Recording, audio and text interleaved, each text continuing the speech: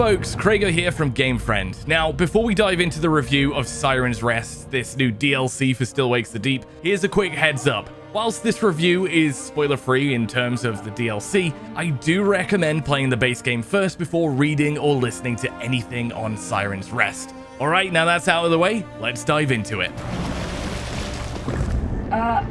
Is that a helicopter? No way.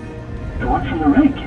The sea is full of strange and beautiful things, and in Siren's Rest, this surprise DLC for Still Wakes the Deep, it's a 50,000-ton steel graveyard holding the crew of the Beira D. Remember that spoiler alert I was talking about?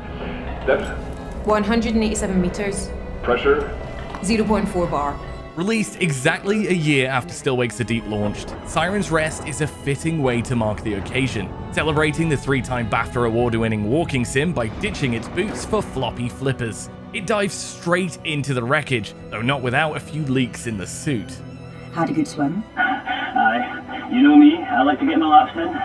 It's been an entire decade since the Beira D incident of 1975. Now, the story follows Mari, a bonny tea drinker and specialist diver sent to retrieve the rig's data logger.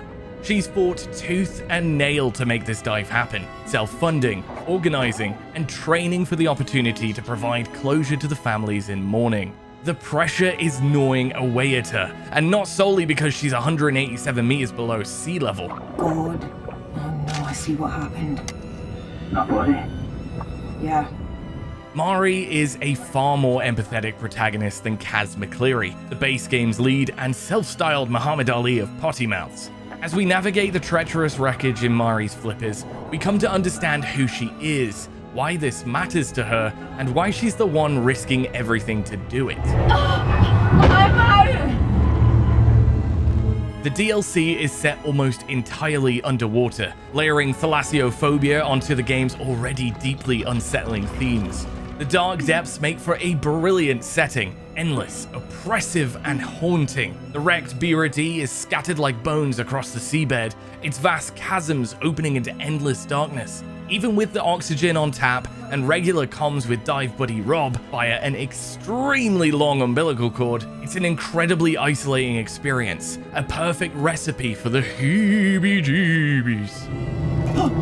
You alright?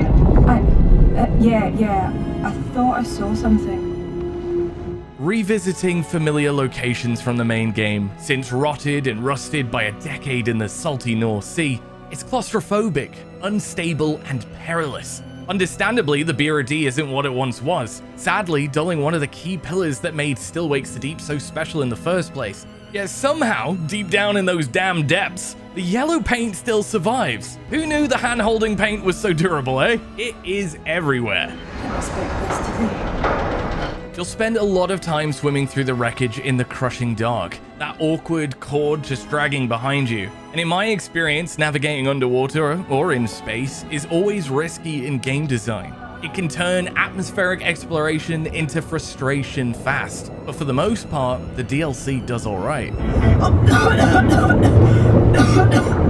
Unfortunately, the deeper I went, the more Siren's Rest buckled under pressure. For a relatively short story, some 1 to 3 hours depending on how you like to explore your underwater wreckages, I experienced a few too many technical flaws. You know, that umbilical cord attached to Mari's diving helmet, for example, consistently clipped through walls. It snapped in half, and at one point it even wrapped around my neck, completely obstructing my view, inadvertently amplifying my fear factor, a feat developer the Chinese room nailed more effectively in the DLC's second half. I reached out to Secret Mode about the performance issues, and they assured me that a recent Xbox update addressed most of them, and on second inspection, it seemed to have sorted out a fair few of my complaints.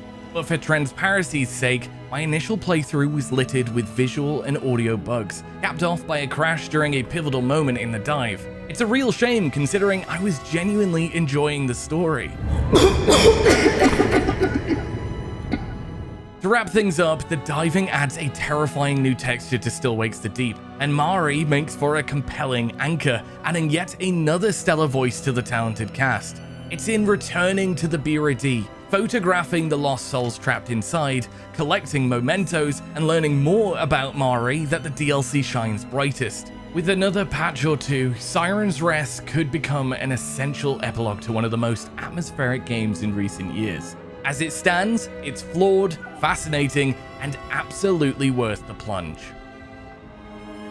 So there you have Game Friend's review of Still Wakes the Deep Siren's Rest, awarding it a 7 out of 10.